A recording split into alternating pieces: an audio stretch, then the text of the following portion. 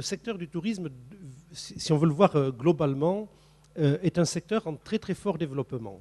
Et un développement inéluctable qui est lié à l'évolution des moyens de transport, à la durée du temps libre, c'est-à-dire un secteur qui a été multiplié par 10 entre 1960 et 2000 et qui aura fait plus que doubler entre 2000 et 2020. Et donc, secteur extrêmement porteur. Et qui, en même temps qu'il est porteur, subit les aléas conjoncturels, qui créent des ruptures dans cette croissance inéluctable. C'est le premier point. Le second point, c'est que c'est un secteur d'activité qui a subi au cours des dernières années des changements extrêmement forts du fait des évolutions technologiques. Le voyage s'est totalement dématérialisé. Aujourd'hui, vous n'avez plus de billets d'avion, mais demain, c'est en lisant l'iris de votre œil que l'on saura si vous avez ou non réservé. Et demain, c'est pas dans 10 ans, c'est pas de la science-fiction. Donc, produit extrêmement dématérialisé, donc qui a changé complètement les habitudes de consommation et la chaîne de fabrication. Produit qui est en pleine mutation, enfin un secteur qui est en pleine mutation, avec des acteurs français qui sont un petit peu atomisés, et en même temps, du fait de la matérialisation du produit, une tendance générale à bypasser les intermédiaires, à contourner les intermédiaires. Alors, AFAT Voyage se situe sur le secteur français. On est un acteur que l'on pourrait qualifier de mineur par rapport, dans le domaine du voyage d'affaires par rapport aux deux leaders que sont American Express et Carlson Wagonlit, avec des parts de marché qui sont inférieures à 10%. Sur le secteur du loisir, on est un acteur que je qualifierais de plus respectable, puisqu'on est le premier acteur en termes de maillage du territoire, de points de vente, et le troisième en termes de volume d'affaires derrière la distribution de Thomas Cook et de très proche derrière celle de Selectour.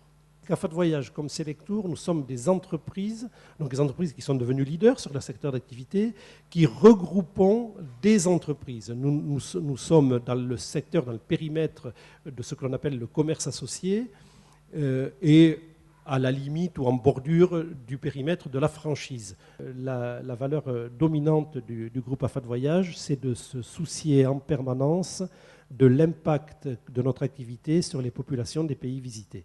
On est très, très préoccupé, très proche du caractère impactant du tourisme. Alors, on a l'habitude de dire que notre union, notre alliance n'est pas une alliance défensive, que c'est une alliance conquérante. Il y avait un environnement qui rendait nécessaire, pour ne pas rester des nains au milieu d'un monde de géants, cette réunion. Et puis, il y avait des hommes. L'objectif très clair, c'était d'être leader sur le marché. La position de leader qui est nécessaire, qui est indispensable, notamment en matière d'achat, on est au moins tout autant acheteur que vendeur, et on est même plus acheteur que vendeur, j'ai presque envie de dire. Donc cette position de leader imposait cette logique de regroupement. Nous avons décidé de faire cette fusion, je pourrais presque dire à marche forcée, c'est-à-dire qu'on ne s'est pas donné 2 ans, 3 ans pour réfléchir. Donc nous avons décidé de ne pas faire une nouvelle centrale d'achat, surtout pas, de créer un nouveau groupe totalement intégré dans sa direction, avec une direction unique, avec une échéance au 1er janvier. La localisation géographique sera double, à Toulouse et à Paris.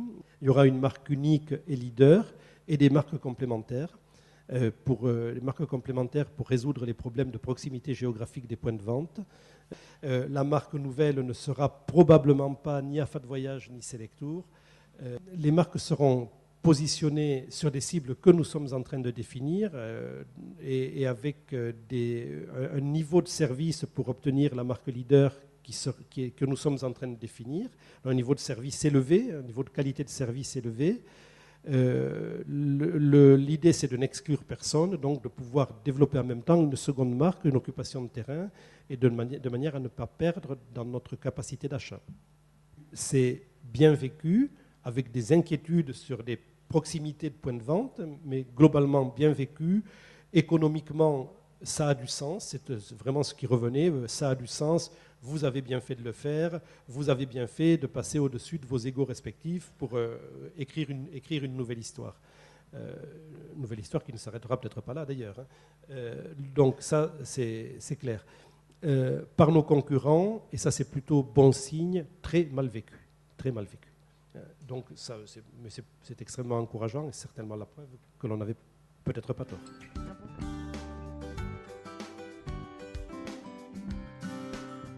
Le fait qu'on soit concurrent, que les tours opérateurs soient également distributeurs, donc que de ce fait que nos fournisseurs soient également nos concurrents, c'est le sens de l'histoire, c'est ce que j'expliquais au début, c'est la désintermédiation, le fait qu'entre le produit et le client, il y a au moins un intermédiaire de trop. Ça fragilise la stratégie de n'être que distributeur. Et ce n'est pas parce qu'on est le premier distributeur, pas parce qu'on est le plus gros iceberg de la mer, qu'on ne va pas fondre. Donc ce n'est pas parce qu'on est le premier distributeur qu'il faut se satisfaire de ça.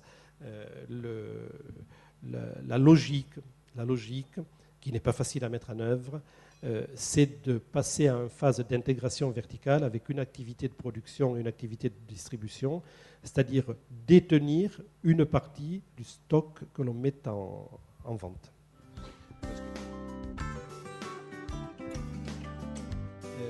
Quand vous achetez votre billet, quand vous faites votre réservation d'hôtel sur Internet, vous utilisez les services d'une agence de voyage. Il ne doit pas y avoir de différence entre une agence en ligne et offline. L'agence offline va vous coûter plus cher, va prendre des frais plus élevés parce que vous avez un service qui est un service personnalisé. Le groupe AFA de Voyage Selectour a vocation à devenir un acteur online majeur. Ce n'est pas Internet contre les agences de voyage. Internet, c'est un outil. Et notre objectif et le sujet sur lequel nous sommes aujourd'hui, c'est le multicanal. Faire évoluer notre métier. Le métier d'agent de voyage est devenu un métier d'assembleur. Donc notre métier évolue, il se décloisonne. Donc on fait évoluer avec les outils technologiques cette capacité d'assembleur, et nous avons été là très clairement leader pour donner des outils à nos agences de voyage. Au-delà de cette capacité d'assembleur, il y a le métier de tour operating qui est lié à la prise de risque. L'histoire s'écrit de telle façon qu'un acteur leader de la distribution deviendra obligatoirement, je ne dis pas dans les 6 mois qui viennent, mais deviendra obligatoirement un acteur de la production. Que l'on s'intéresse à l'éventualité d'une pénétration dans le domaine du tour operating, il n'y a pas de doute, c'est clair, c'est logique. Que l'on s'intéresse aujourd'hui ou que l'on soit sur le point, comme je l'ai entendu dire, de racheter un tour opérateur, la réponse est clairement non. Je ne peux pas dire que je ne suis pas vigilant sur l'évolution du dossier, que nous ne sommes pas vigilants sur l'évolution du dossier. Ceci dit, la valorisation de Fram est en dehors de nos possibilités, ne serait-ce que parce que Fram détient un patrimoine hôtelier extrêmement important, dont la valeur est largement supérieure à 100 millions d'euros. Aujourd'hui, c'est un seuil que nous ne pouvons pas imaginer d'atteindre.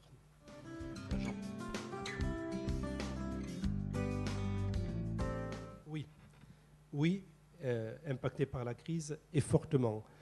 Je crois que la crise a accéléré l'alliance, ou nous a amené à prendre conscience plus vite de la nécessité de se regrouper et de gommer les éventuels points de divergence qui auraient pu subsister. Comment se traduit la crise économique? Donner 2 chiffres.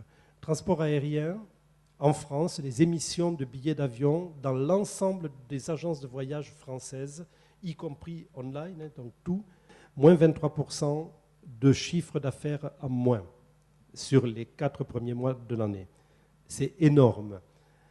Le nombre de passagers transportés, 11% de passagers en moins. C'est-à-dire que les compagnies aériennes transportent 10% de passagers en moins au global, pour 20% de recettes en moins. C'est dramatique. C'est dramatique. Pour les transporteurs et pour les distributeurs, c'est inquiétant. Aujourd'hui, les réservations de vacances d'été sont en retard de 30% par rapport à ce qu'elles étaient l'an dernier à la même époque.